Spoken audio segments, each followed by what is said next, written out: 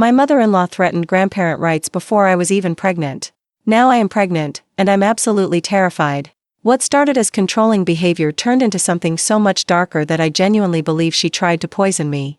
And now, with a baby on the way, I'm living in constant fear that she'll find out and come after my child. My name is Claire, I'm 31 years old, and this is the story of how my husband's mother nearly destroyed my life and why I'm convinced she'll try to take my baby away from me. 4 years ago, I thought I was marrying into a wonderful family. My husband Nathan and I met at a community art class in Austin, Texas. We were both taking a pottery course after work, and I kept messing up my clay bowls while he seemed to have a natural talent for it. He offered to help me, and we ended up staying after class for weeks, just talking and laughing while our hands were covered in clay. He was 28 then, working as a marketing coordinator, and I was instantly drawn to his patient nature and creative spirit. Those early months felt like a fairy tale. Nathan was everything I'd dreamed of in a partner: kind, ambitious, and incredibly attentive. He'd leave little handwritten notes in my purse before work, surprise me with tickets to art exhibitions, and spend entire weekends exploring new neighborhoods in the city with me. We'd talk for hours about our future together, the house we wanted to buy, the trips we'd take, and eventually, the family we hoped to start. I should have paid more attention to the red flags during our first meeting with his family, but I was so head over heels in love that I brushed off my initial discomfort. His mother, Patricia, was a 53-year-old retired teacher who seemed pleasant enough on the surface. She lived alone in a large suburban house about 40 minutes from downtown, having been divorced from Nathan's father for over 10 years. At first glance, she appeared to be a typical mother, asking about my job, my family, my interests. But there was something in her eyes, a calculating quality that made me feel like I was being evaluated rather than welcomed. The first dinner at Patricia's house was uncomfortable in ways I couldn't quite articulate. She insisted on sitting right next to Nathan at the table, constantly touching his arm while she spoke and asking detailed questions about his work schedule, his friends, even what time he usually went to bed. When I tried to contribute to the conversation, she'd acknowledge me with a tight smile before immediately redirecting her attention back to Nathan. It felt like I was intruding on some intimate mother-son dinner rather than being welcomed as his girlfriend. "Nathan tells me you work in marketing too," she said during dessert, her tone carrying just a hint of condescension. "How nice that you have something in common." "Actually, I work in digital advertising," I corrected gently. "It's a bit different from what Nathan does." "Oh, of course," she replied, but her expression suggested she saw no meaningful distinction. "Well, I'm sure it keeps you busy." Nathan seemed oblivious to the subtle tensions, chatting easily with his mother about family friends and childhood memories. I found myself growing quieter as the evening progressed, feeling more and more like an outsider looking in on their relationship. When Patricia brought out photo albums from Nathan's childhood, she positioned herself so that I had to lean awkwardly around her to see the pictures, and she kept one hand possessively on Nathan's shoulder the entire time. The drive home was quiet until Nathan asked, "So what did you think of my mom?" I hesitated, not wanting to start our relationship off on a negative note. "She seems to really love you," I said diplomatically. Nathan beamed. "Yeah, she's amazing. She's been through a lot since the divorce, but she's always been my biggest supporter." I squeezed his hand and smiled, pushing down the uncomfortable feeling in my stomach. Maybe I was just being oversensitive. Maybe this was normal for a close mother-son relationship. I told myself I needed to give Patricia more time and more chances. But as Nathan and I grew more serious, Patricia's behavior became increasingly concerning. She'd call him multiple times a day, often interrupting our dates or conversations with emergencies that turned out to be minor inconveniences like a difficult jar lid or confusion about her TV remote. Nathan would always take the calls, apologizing to me with a sheepish smile before spending 20 minutes walking her through whatever simple problem she was facing. "I'm really sorry," he'd say after hanging up. "She gets anxious when she can't figure things out, and I'm all she has." The phrase, "I'm all she has," became a recurring theme in Nathan's explanations for his mother's behavior. When she'd show up unannounced at his apartment on weekend mornings, finding excuses to linger even when it was obvious we'd been sleeping in together, Nathan would remind me that she was lonely. When she'd insist on elaborate family dinners every Sunday that would stretch for 4 or 5 hours, monopolizing Nathan's attention and leaving me to make awkward small talk with distant relatives, Nathan would explain that family was important to Patricia because she'd lost so much when his father left. I tried to be understanding. I really did. My own parents had divorced when I was in college, and I knew how difficult it could be to rebuild your life after a long marriage ended. So I made an effort to connect with Patricia, suggesting we go shopping together or try that new cafe she'd mentioned. I thought maybe if we could develop our own relationship, separate from Nathan, things might improve. That was my first major mistake. Patricia seemed delighted by my overtures at first. She'd call me directly to chat about her day or ask for advice about various problems around her house. I felt proud that we were bonding and hoped Nathan would be pleased that his two favorite women were getting along so well. But gradually, I realized that these calls were less about building a friendship and more about gathering information. She'd ask seemingly innocent questions about Nathan's work schedule, whether he seemed stressed, if we were spending a lot of time together. She wanted to know about our relationship dynamics, who made decisions, how we handled disagreements, what our future plans looked like. At first, I answered openly, thinking this was natural maternal concern. But then I started noticing that private things I'd shared with Patricia would somehow come up in Nathan's conversations with her, usually framed as worries about my influence on him. "Mom mentioned you've been encouraging me to work longer hours," Nathan said one evening after a particularly long call with Patricia. I looked up from my book, confused. "What? No, I haven't. If anything, I've been telling you that you work too much." She said you mentioned I seemed stressed and suggested I take on that big project at work. I tried to remember what I might have said to Patricia that could have been twisted into this narrative. I think I mentioned that you were excited about a new project, but I never suggested you should work more. You know I'm always encouraging you to maintain better work-life balance. Nathan looked uncertain, caught between his mother's version of events and mine. Yeah, that's what I thought too. Maybe she misunderstood. But these misunderstandings kept happening. Patricia would take casual comments I'd made and present them to Nathan as evidence that I was trying to change him or control his decisions. When I mentioned that we'd been talking about moving to a different neighborhood, she told Nathan I was pressuring him to distance himself from family. When I shared that we'd been discussing our long-term goals, she interpreted this as me rushing him toward marriage and responsibilities he wasn't ready for. The most frustrating part was how subtle and plausible her manipulations were. She never outright lied about what I'd said, she'd just frame things in the worst possible light and add her own concerned commentary. And because Nathan loved and trusted his mother, he'd bring these concerns to me not as accusations, but as genuine worries that maybe there was some truth to her perspective. "I know you don't mean to," he'd say carefully, "but Mom thinks maybe you're not giving me enough space to make my own decisions."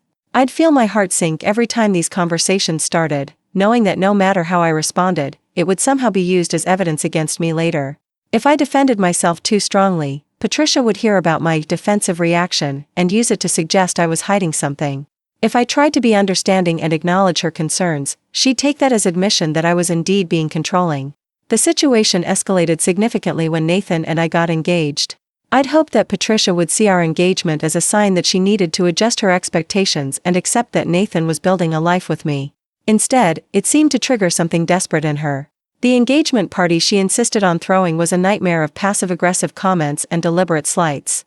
She seated me at a different table from Nathan during dinner, claiming it was traditional for the bride and groom to mingle separately. She gave a speech about how proud she was of Nathan and how she hoped he'd chosen wisely, while looking directly at me with a smile that never reached her eyes. Most painfully, she'd invited Nathan's ex-girlfriend from college, Jessica, and made sure to mention during her speech how wonderful it had been to have Jessica as part of the family for so many years. "I just thought it would be nice for Nathan to have all his old friends here," Patricia explained innocently when I mentioned feeling uncomfortable about Jessica's presence. "She's practically family." Nathan was mortified and apologized repeatedly, but the damage was done. I felt humiliated and unwelcome at my own engagement party, and I could see that Patricia had accomplished exactly what she'd set out to do. But even more concerning than the psychological games was what started happening to my health during family gatherings. I have celiac disease, which means I can't eat gluten without becoming seriously ill.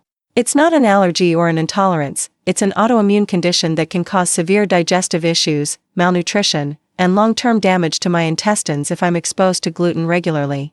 I'd explained my condition to Patricia early in my relationship with Nathan, providing her with detailed information about safe foods and cross-contamination risks.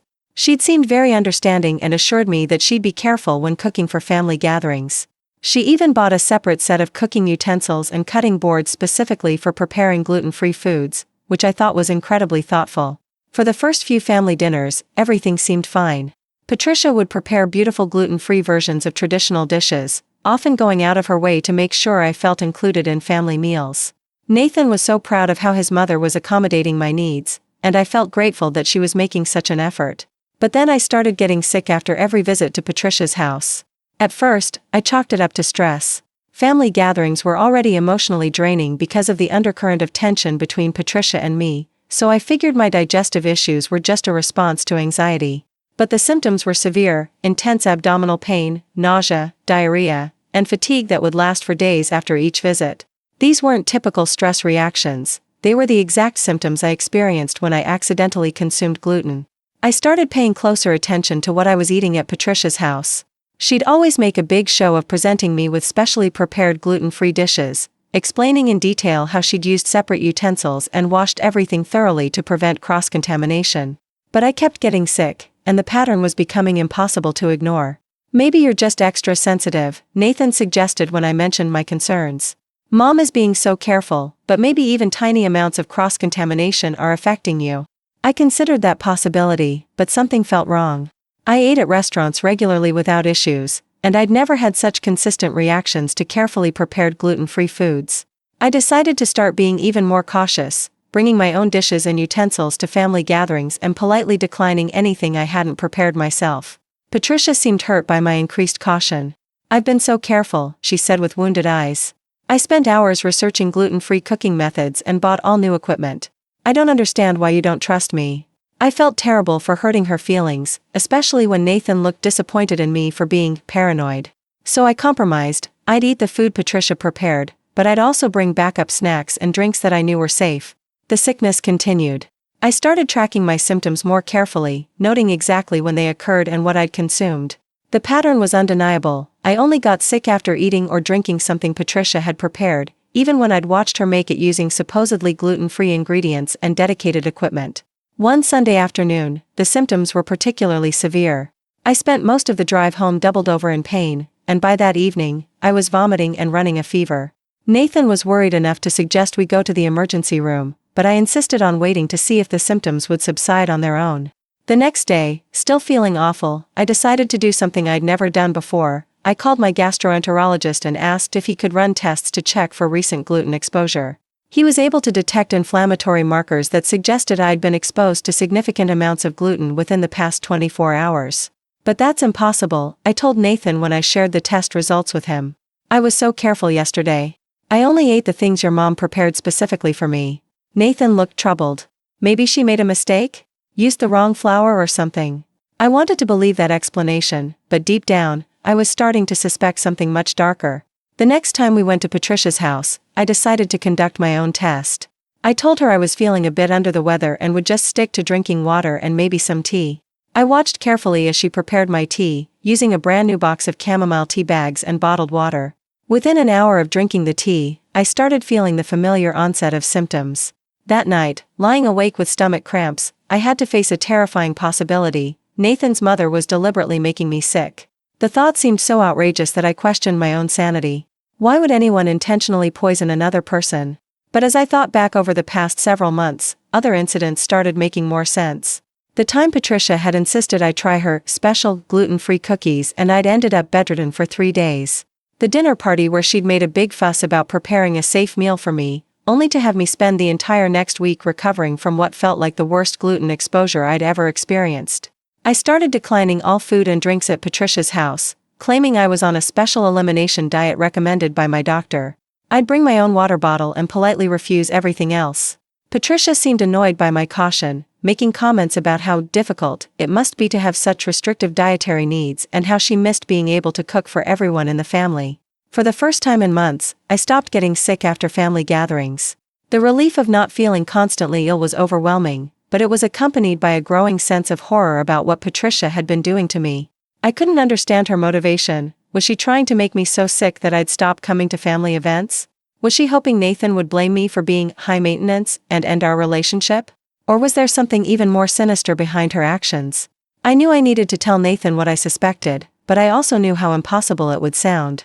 His mother had been deliberately poisoning me for months, causing me severe pain and potentially permanent damage to my health, all while maintaining the facade of a caring, accommodating woman who was going out of her way to include me in family meals. The conversation with Nathan was one of the most difficult of my life. "I think your mother has been putting gluten in my food on purpose," I said one evening, after I'd spent days trying to figure out how to bring up the topic.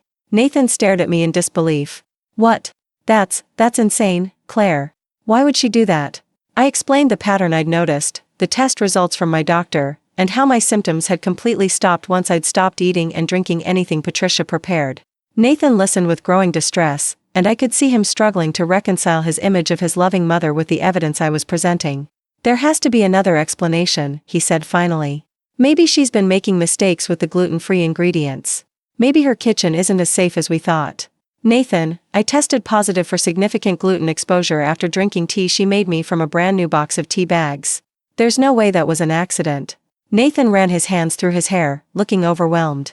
"But why would she do that? What could she possibly gain from making you sick?" That was the question I'd been wrestling with for weeks. The only answer I could come up with was that Patricia wanted me gone, and she'd found a way to make me suffer while maintaining complete deniability. If Nathan ever questioned why I was always sick after family gatherings, she could point to all the effort she'd made to accommodate my dietary needs and suggest that I was just too sensitive or too difficult to please. "I think she's trying to drive me away," I told Nathan. "And I think she's been planning this from the beginning." We decided that Nathan would confront his mother, though we both knew she'd deny everything. The conversation, according to Nathan, went exactly as expected. Patricia was horrified by the accusation, devastated that I would think such a thing about her, and deeply hurt that Nathan would even consider believing such a story. "She's trying to turn you against me," Patricia had said through tears. "She's always resented how close we are, and now she's making up lies to convince you that I'm some kind of monster." Nathan came home from that conversation looking defeated and confused. Part of him wanted to believe his mother, but he couldn't ignore the evidence we'd compiled or the fact that my health had dramatically improved once I'd stopped consuming anything Patricia prepared. "I don't know what to think anymore," he admitted. "But I can't risk your safety. We'll just have to be more careful around her." Being more careful meant that I continued attending family gatherings but brought all my own food and drinks. Patricia would make pointed comments about my special requirements and how sad it was that she couldn't cook for her own family anymore, but I was determined not to give her any opportunity to make me sick again. For a while, this arrangement seemed to work. I stayed healthy, and Patricia seemed to accept that she couldn't manipulate me through food poisoning anymore.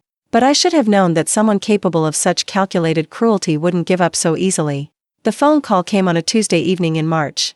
Nathan and I were having dinner when his phone rang, and Patricia's name appeared on the screen. He answered, as he always did, expecting the usual check-in call or minor request for help. Instead, Patricia was sobbing hysterically. "Nathan, you have to come right now," she gasped between sobs. "Someone broke into the house. They're gone now, but I'm so scared, and I don't know what to do." Nathan immediately went into protective mode.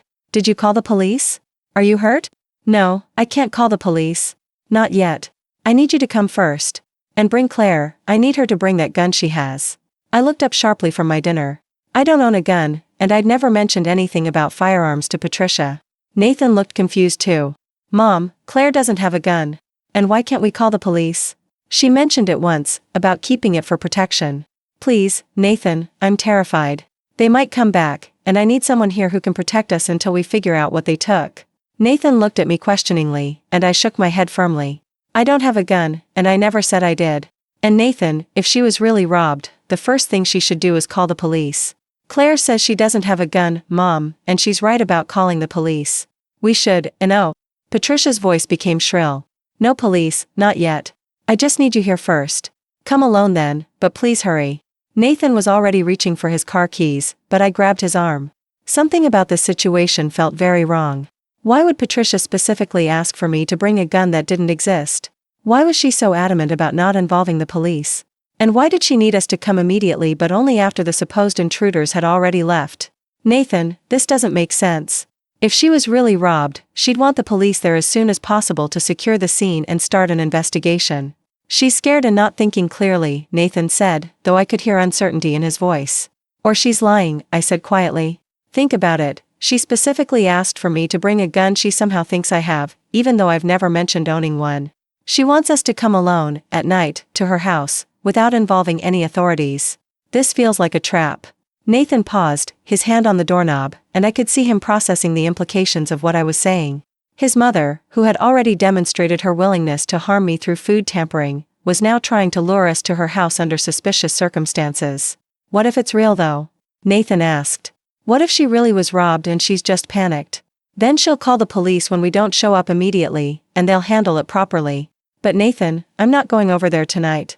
Something about this feels dangerous." Nathan ultimately decided to call Patricia back and insist that she contact the police before he came over. She became angry and accused him of not caring about her safety, but she eventually agreed to make the call. When the police arrived at her house, they found no signs of a break-in, no evidence that anyone had been in her home, and no missing items.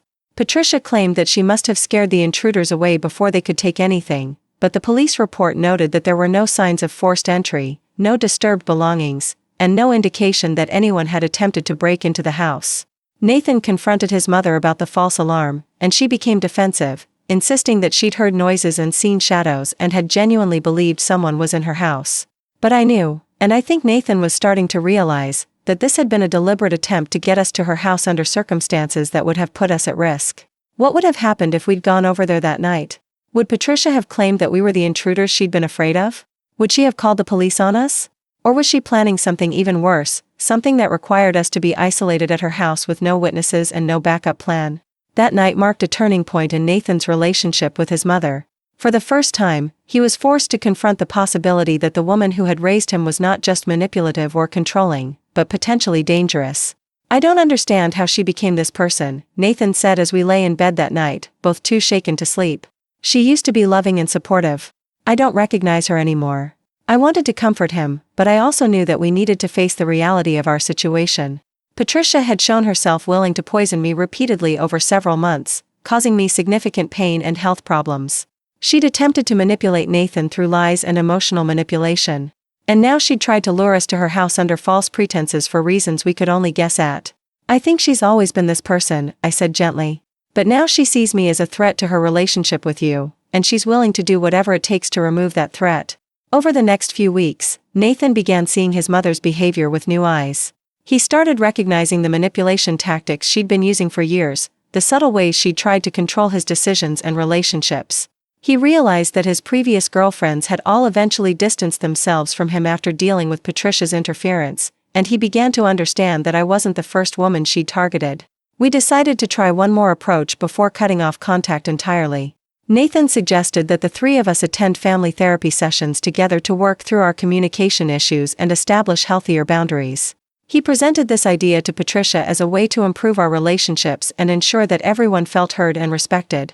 Patricia's reaction was immediate and explosive. "Therapy," she screamed over the phone. "You want to drag me to some stranger so they can tell me how to love my own son? This is her idea, isn't it? She's trying to turn you against your own mother." Nathan tried to explain that the therapy was his suggestion and that the goal was to help all of us communicate better, but Patricia wasn't interested in hearing explanations. She launched into a tirade about how I was manipulating Nathan, isolating him from his family, and trying to erase her from his life. "Fine," she said finally, her voice becoming coldly calm. "If this is how you want to play it, then let me be very clear about something. If you two ever have children, and you try to keep me away from my grandchildren, I will sue you for grandparent rights. I will take you to court, and I will get legal access to those babies whether you like it or not." The line went silent for a moment as the weight of her threat sank in. "Mom," Nathan said carefully, "we're not even married yet, and we don't have any children. Why are you talking about legal action over hypothetical grandchildren?" "Because I know what she's planning," Patricia hissed. "She wants to cut me out of your life completely, and she'll use any children you have as weapons against me. But I won't let that happen. I've already talked to a lawyer, and I know my rights."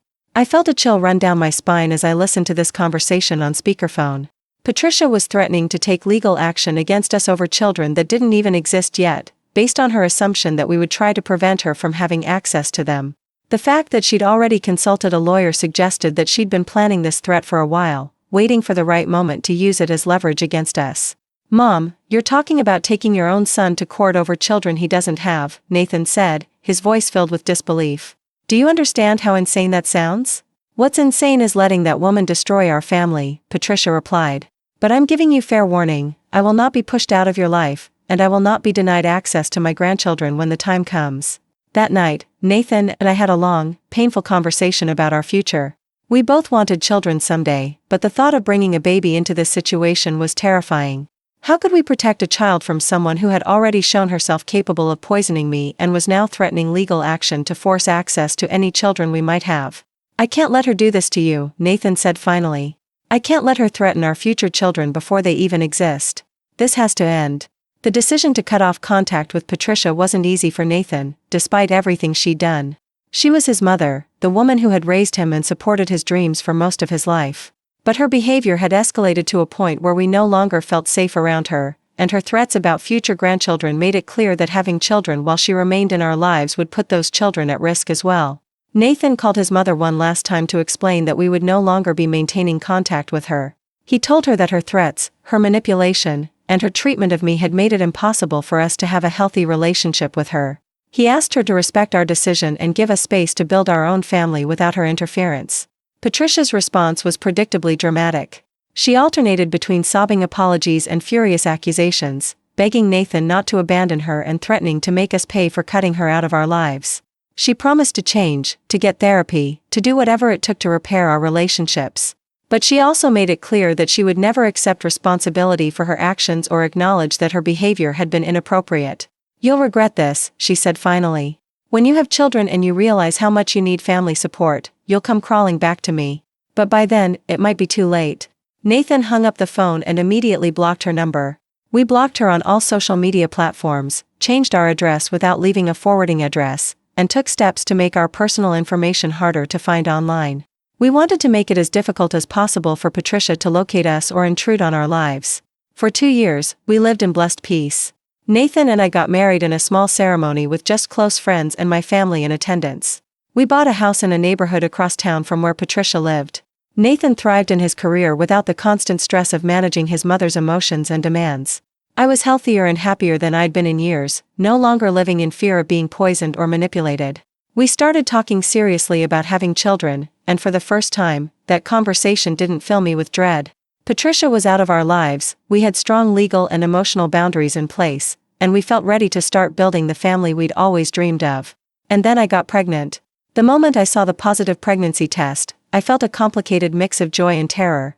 Nathan was overjoyed. He'd been looking forward to becoming a father for months, but I couldn't shake the feeling that this pregnancy would somehow bring Patricia back into our lives. She'd made her intentions very clear during our last conversation. She would not be denied access to her grandchildren, and she was prepared to take legal action to get it. "She doesn't even know we're pregnant," Nathan reminded me when I shared my fears with him. "We haven't had any contact with her in 2 years. She might not even find out about the baby." But I knew that secrets like pregnancy are hard to keep forever, especially in a small city where people know each other and gossip travels fast. Nathan's coworkers knew about the pregnancy, and some of them had worked with him for years and probably remembered his mother. My own family was excited about their first grandchild and might mention it to friends who had mutual connections with Patricia. Social media, despite our privacy settings, had a way of letting information slip through the cracks. As my pregnancy progressed and we started sharing the news with more people, I became increasingly anxious about Patricia finding out. Every phone call from an unknown number made my heart race. Every unexpected knock at the door left me wondering if she'd somehow tracked us down. I found myself constantly looking over my shoulder, waiting for her to reappear in our lives now that we had something she wanted. Nathan tried to reassure me that we'd taken every possible precaution to keep our location and personal information private, but I couldn't shake the feeling that Patricia was more resourceful and determined than we'd given her credit for. She'd already shown herself capable of elaborate manipulation and planning. What if she'd been quietly keeping tabs on us for the past 2 years, waiting for exactly this moment? At my 20-week ultrasound, we learned that we were having a boy. Nathan was thrilled. He'd always imagined teaching his son to play baseball and taking him on camping trips. But all I could think about was Patricia's threat and how much more dangerous she might be if she knew she was going to have a grandson. The sleepless nights got worse as my due date approached. I'd lie awake imagining all the ways Patricia might try to insert herself into our son's life. Would she show up at the hospital when I was giving birth? Would she file for grandparent rights as soon as she learned about the baby's existence? Would she try to manipulate Nathan into reconciling with her by using his love for his son against him? I should have listened to my instincts from the beginning, I told Nathan during one of my middle-of-the-night panic attacks. I knew she was dangerous, and now we're bringing a baby into this situation. Nathan held me while I cried, and I could see that he was struggling with his own fears and guilt about his mother's behavior. He'd done everything right. He'd protected me from her manipulation, cut off contact when she became threatening, and taken steps to ensure our privacy and safety. But the trauma of having a mother who was capable of such cruelty was something he was still processing. "She can't hurt us anymore," Nathan said firmly. "We're prepared for whatever she might try to do. We have a good lawyer, we have documentation of her past behavior, and we have a support system of friends and family who know the truth about what she's like." The lawyer Nathan mentioned was someone we'd consulted shortly after Patricia's threat about grandparent rights. He'd explained that in our state, grandparent rights were generally only granted in cases where the grandparents had an established relationship with the child or where the parents were deemed unfit. Since Patricia had never met our son and we were both stable, employed adults with no history of abuse or neglect, her chances of successfully suing for access were very low. But even an unsuccessful lawsuit would be disruptive, expensive, and emotionally devastating. The thought of having to defend our right to parent our own child in court was almost unbearable, especially when I was already dealing with the normal anxieties of first-time parenthood. As a precaution, we started documenting everything we could remember about Patricia's past behavior. Nathan wrote detailed accounts of the food poisoning incidents, the fake break-in, the manipulative phone calls, and the final threat about grandparent rights. We gathered the medical records from my gluten exposure incidents and the police report from the night she'd claimed to be robbed. We wanted to be prepared with evidence if Patricia ever tried to present herself to a court as a loving grandmother being unfairly denied access to her grandchild. We also made the difficult decision not to announce the pregnancy publicly until after the baby was born. This meant missing out on some of the joy and celebration that usually comes with expecting a first child, but it also meant reducing the chances that Patricia would learn about the pregnancy through mutual acquaintances or social media. Even our closest friends and family members were asked not to post about the pregnancy online or discuss it in public places where they might be overheard by someone who knew Patricia. It felt paranoid and excessive, but given what we'd experienced with Nathan's mother, these precautions seemed necessary. The hardest part of keeping the pregnancy secret was how isolated it made me feel. Other expectant mothers talked openly about their experiences, shared photos of their growing bellies, and celebrated milestone moments with their communities. I felt like I was hiding from the world, protecting my unborn child from a threat that most people would find difficult to believe or understand. When well-meaning friends would ask why we weren't more excited about the pregnancy or why we seemed so private about the whole experience, it was impossible to explain without going into the whole complicated history with Patricia. Most people have difficult in-laws, but very few have mothers-in-law who have threatened legal action over non-existent grandchildren while simultaneously poisoning their daughters-in-law. At 36 weeks pregnant, I finally started to relax slightly. We'd managed to keep the pregnancy private for 8 months, our preparations for Patricia's potential return were as complete as they could be, and our son would be arriving soon. Nathan had installed a comprehensive security system at our house, complete with cameras that would alert us if anyone approached our property. We'd given our neighbors a photo of Patricia and asked them to call us immediately if they saw her in the area. Our lawyer had prepared cease and desist letters that we could send immediately if Patricia made any attempt to contact us. We'd also researched restraining order procedures and knew exactly what steps we'd need to take if she began stalking or harassing us. The hospital where I planned to deliver had been informed that under no circumstances should anyone matching Patricia's description be given information about me or allowed access to our room. But despite all these preparations, I still jumped every time the phone rang and felt my heart race whenever I saw an unfamiliar car parked near our house. The trauma of Patricia's past behavior had created a constant state of hypervigilance that made it difficult to fully enjoy what should have been one of the happiest times of my life. Nathan was dealing with his own complex emotions about becoming a father while being estranged from his mother. He'd sometimes get a distant look in his eyes, and I knew he was thinking about how different things could have been if his mother had been a safe, supportive person to have in our child's life. He grieved the grandmother our son would never know, even as he knew that protecting our family from Patricia was the right choice. Sometimes I wonder if I should try to reach out to her one more time, Nathan admitted during one of our late-night conversations. Maybe becoming a grandmother would change her. Maybe she'd be willing to get help and work on her issues. I understood his hope, but I also knew how dangerous that kind of thinking could be. Nathan, she threatened to sue us for custody of a child that didn't even exist yet. She poisoned me for months while pretending to care about my health. She tried to lure us to her house under false pretenses. These aren't the actions of someone who's going to suddenly become reasonable and loving just because there's a baby involved. I know you're right, Nathan said sadly. It's just hard to accept that my own mother is someone we need to protect our child from. The night I went into labor, our carefully laid plans almost immediately went out the window. My water broke at 2 a.m, and contractions started coming fast and hard. By the time we got to the hospital, I was already in active labor, and there was no time for the detailed security briefing I'd planned to give the nursing staff. Between contractions, I managed to gasp out the essential information to our nurse, my mother-in-law, dangerous, don't let her, see the baby. The nurse looked concerned but nodded and made notes in my chart.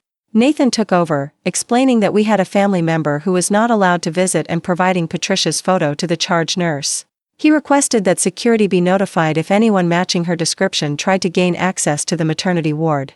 Our son, Marcus, was born at 6:47 a.m. after 12 hours of labor. The moment I held him in my arms, I felt a fierce protectiveness that I'd never experienced before. This tiny, perfect person was depending on Nathan and me to keep him safe from all the dangers in the world, including the grandmother who might try to use him as a weapon against us. Nathan was crying as he held Marcus for the first time, and I could see the complex mix of emotions on his face: overwhelming love for his son, pride in becoming a father, and sadness that this moment couldn't be shared with his own mother. But I also saw determination in his eyes, the same resolve that had helped him cut contact with Patricia in the first place. "I promise you," Nathan whispered to Marcus, "I will never let anyone hurt you the way she hurt your mom. You're going to grow up knowing you're loved and protected." We spent 3 days in the hospital, and every moment was shadowed by my anxiety about Patricia somehow finding out about Marcus's birth. I kept the curtains drawn in our room and asked the nurses not to put our names on any public boards or announcements. When visitors came to see the baby, I made Nathan screen each knock at the door before opening it. The drive home from the hospital was terrifying in a way I hadn't expected. I kept looking in the side mirrors, convinced that Patricia's car would somehow appear behind us. Every turn we made, I worried that she'd be waiting at our house when we arrived. The security cameras that had seemed like adequate protection suddenly felt insufficient against someone who had already proven herself capable of elaborate deception and manipulation. But we made it home safely, and our first few weeks as parents passed without any sign of Patricia. Marcus was a good baby. He slept well, fed easily, and seemed to be thriving under our nervous but devoted care. Nathan took 2 weeks of paternal leave, and we cocooned ourselves in our house, bonding with our son and slowly starting to believe that maybe we really had succeeded in keeping the pregnancy secret from Patricia. I was starting to sleep better at night, both because Marcus was sleeping for longer stretches and because my constant fear of Patricia's return was beginning to fade. Maybe she really didn't know about the baby. Maybe we'd managed to build a life so separate from hers that our paths would never cross again. That hope was shattered on a Tuesday afternoon when Marcus was 6 weeks old. I was home alone with the baby, enjoying a quiet moment while he napped in his bassinet, when our security system alerted me that someone was approaching the front door. My blood ran cold as I looked at the camera feed and saw Patricia walking up our driveway, carrying what looked like a large gift bag. She looked older than I remembered, with gray streaks in her hair and new lines around her eyes, but there was no mistaking her determined expression as she approached our door. She was dressed nicely, as if she were going to a social event, and she moved with the confidence of someone who expected to be welcomed inside. My hands were shaking as I called Nathan at work. "She's here," I whispered into the phone, trying not to wake Marcus. "Patricia is at our front door right now." "What? How did she find us?" Nathan's voice was sharp with alarm. "I don't know, but she's standing on our porch with a gift bag." "What do I do?" "Don't open the door," Nathan said immediately. "Don't let her see you or the baby. I'm leaving work right now." Patricia knocked on the door, a polite but persistent sound that made me want to hide in the bedroom with Marcus. When no one answered, she knocked again, louder this time. "Nathan? Claire? I know you're in there. I can see your car in the driveway." Her voice was sickeningly sweet, the same tone she'd used when she was pretending to be concerned about my dietary restrictions while secretly poisoning me. I stayed frozen in the living room, holding my breath and praying that Marcus wouldn't wake up and start crying. "I brought gifts for the baby," Patricia called through the door. "I know you've been trying to hide him from me, but I found out anyway. I just want to meet my grandson." The fact that she knew we had a son, that she'd somehow discovered not just that I'd been pregnant but that we'd had the baby, sent waves of panic through me. How long had she known? How had she found our address? What else did she know about our lives? Patricia continued knocking and calling to us for almost 20 minutes. At one point, she walked around to the back of the house, and I watched on the security cameras as she tried to peer through our windows and test the locks on our back door. The sight of her circling our house like a predator made me feel sick with fear. "I'm not going away," she announced loudly enough for the neighbors to hear. "I have rights as a grandmother, and I will not be denied access to my grandchild." Finally, she returned to the front porch and left the gift bag by our door before walking back to her car. But instead of driving away, she parked across the street and sat there, watching our house. Nathan arrived home 30 minutes later, his face grim with determination. Patricia was still parked across from our house, and I watched through the camera as Nathan walked directly to her car and knocked on her window. I couldn't hear the conversation from inside the house, but I could see Nathan gesturing firmly while Patricia shook her head and appeared to be arguing with him. The conversation lasted about 5 minutes before Patricia finally started her car and drove away. Nathan came inside looking shaken but resolute. "What did she say?" I asked immediately. "She claims she's been watching us for months. She knows about Marcus, she knows his name, and she says she has pictures of us bringing him home from the hospital. The thought that Patricia had been stalking us without our knowledge was horrifying. How many times had she watched us from a distance? Had she been following us to the grocery store, the pediatrician's office, on our walks through the neighborhood? The violation felt almost as frightening as her physical presence on our doorstep. She said she's not trying to cause problems, Nathan continued. She just wants to be part of Marcus's life. She offered to babysit, to help with childcare, to be the grandmother she never got to be. And what did you tell her? I told her that after what she did to you, after the threats she made, she would never have access to our son. I told her to stay away from our family or we'd get a restraining order. Nathan picked up the gift bag Patricia had left on our porch, and we examined its contents together. Inside were expensive baby clothes, wooden toys, and a photo album filled with pictures of Nathan as a child. There was also a letter addressed to my dear grandson Marcus. The letter was written in Patricia's careful handwriting and filled with promises about all the things she wanted to do with Marcus as he grew up, taking him to the zoo, teaching him to bake cookies, reading him bedtime stories. She wrote about how much she'd loved raising Nathan and how excited she was to be a grandmother. To anyone who didn't know the full story, it would have seemed like a touching letter from a devoted grandmother who was being unfairly kept from her grandchild. But I knew better. This letter was Patricia's opening move in what would likely be a sustained campaign to gain access to Marcus.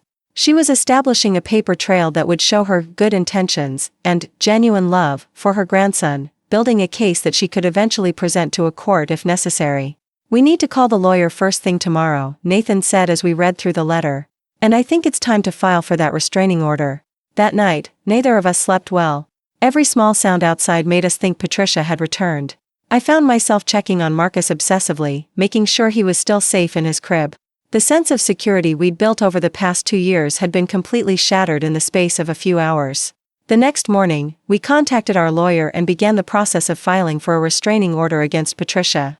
We provided all the documentation we'd gathered about her past behavior, the medical records from my gluten poisoning, the police report from the fake break-in, the threatening voicemails she'd left, and now photos of her on our property without permission.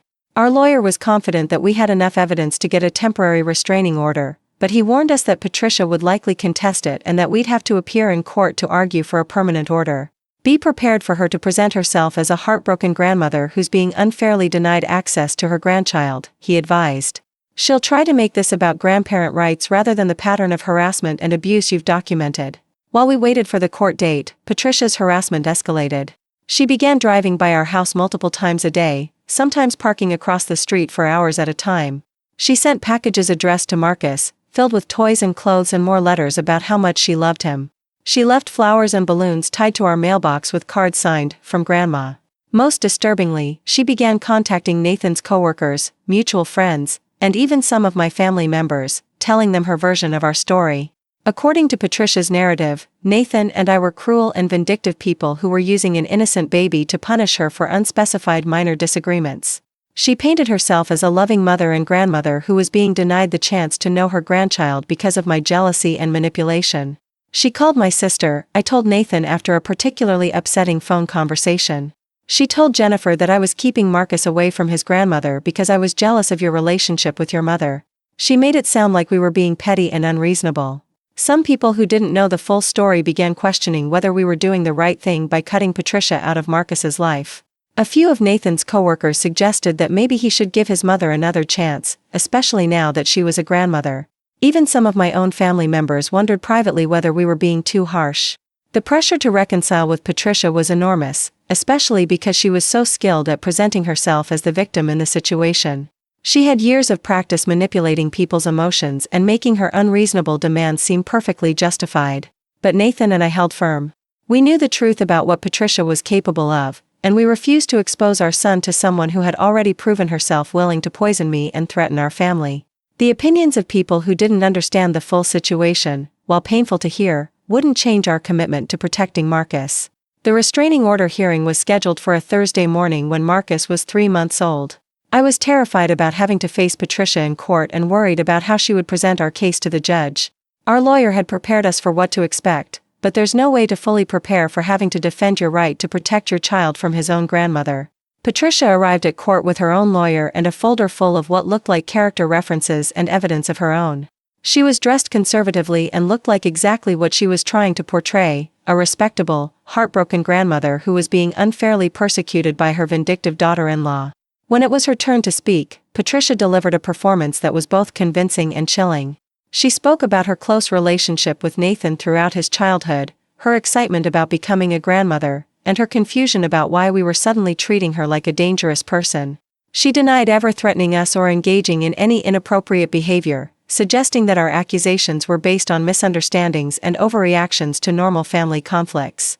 "Your Honor," Patricia said, dabbing at her eyes with a tissue, "I just want to know my grandson. I've brought gifts, I've tried to reach out respectfully, and I've been met with hostility and legal threats. I don't understand what I've done to deserve this treatment."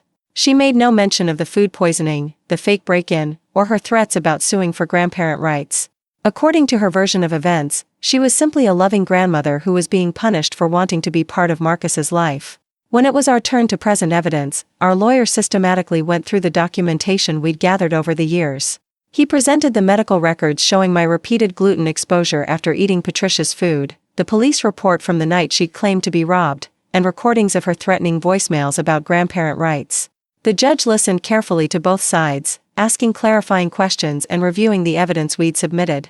I could tell he was taking the situation seriously, but I was still terrified that Patricia's performance would be more convincing than our documented facts.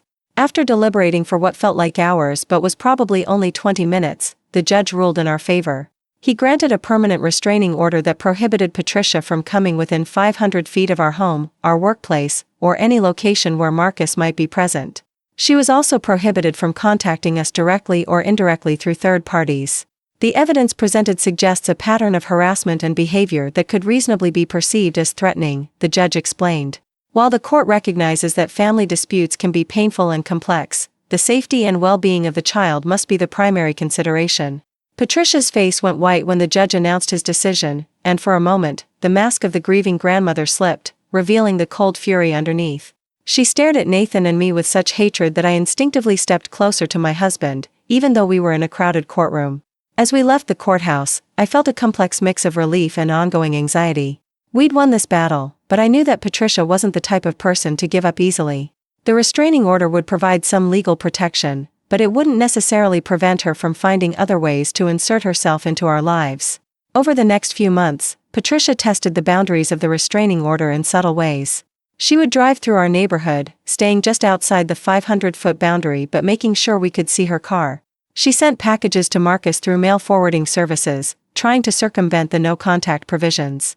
She created fake social media accounts to try to connect with our friends and family members. Each violation was technically minor and difficult to prove, but the cumulative effect was to keep us in a constant state of stress and hypervigilance. I found myself checking the security cameras obsessively and jumping at every unexpected sound. Nathan started working from home more often so that I wouldn't be alone with Marcus during the day. The psychological toll of Patricia's ongoing harassment was enormous. I developed insomnia and anxiety that required medication to manage.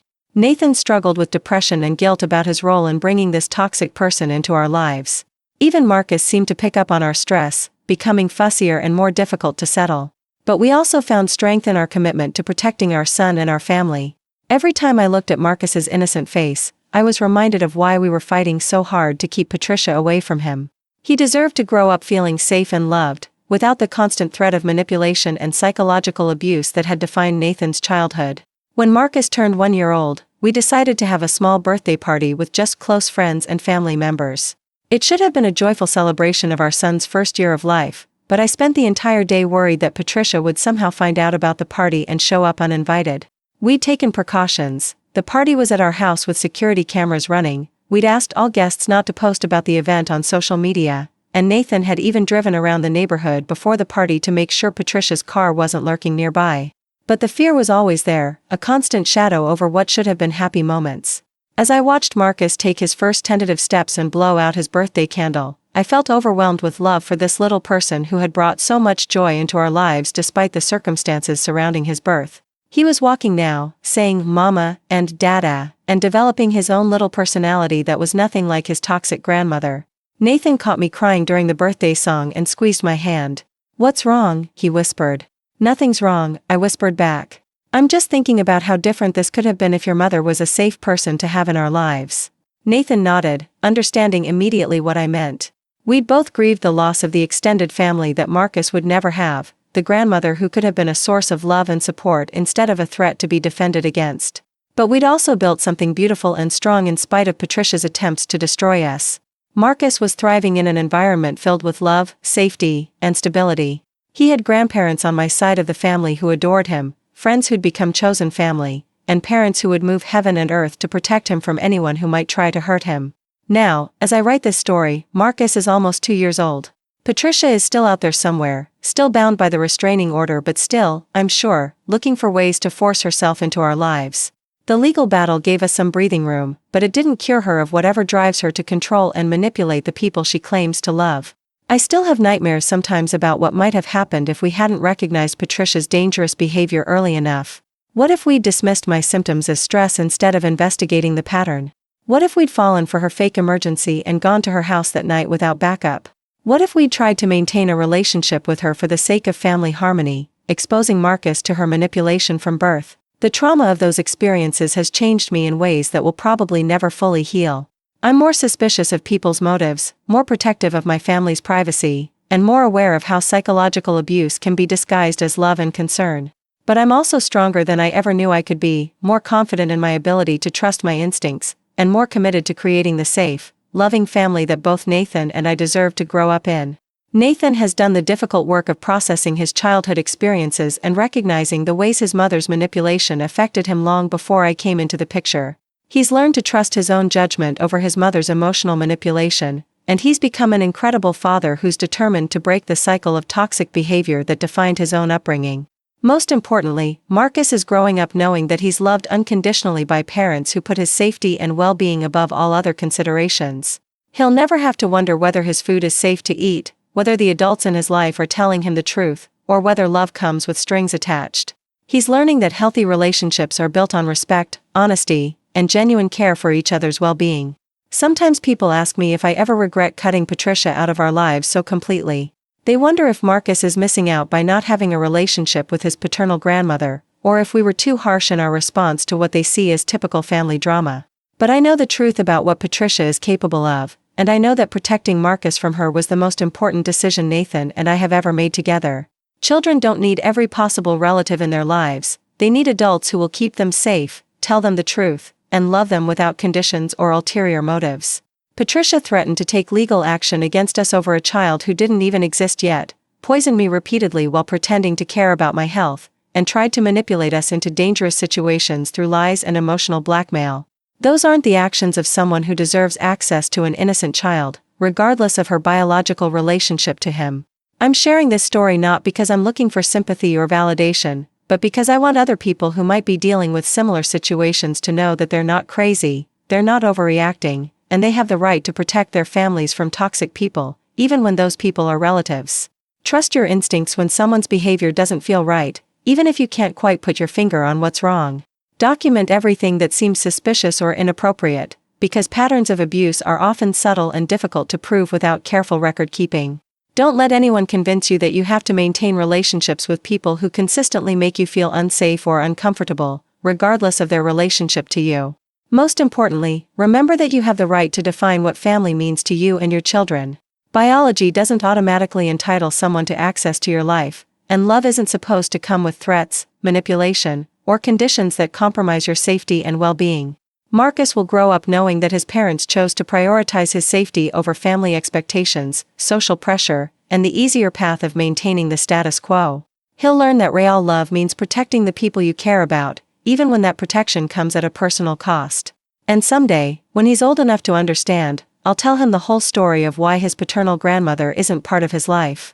I'll explain that we didn't make this decision lightly or out of spite, but out of a deep commitment to giving him the childhood that every child deserves, one filled with safety, honesty, and unconditional love. That's the legacy I want to leave for my son, the knowledge that his parents fought for him before he was even old enough to know he needed fighting for, and that no threat or manipulation or legal challenge could ever make us compromise on his safety and well-being. Patricia may have threatened grandparent rights before I was even pregnant, but what she didn't understand is that real parental rights, the deep, fierce love that drives you to protect your child at any cost, are stronger than any legal threat or emotional manipulation. Marcus is safe, Nathan and I are stronger than ever, and our little family continues to thrive despite the chaos Patricia tried to create in our lives. In the end, that's all that really matters.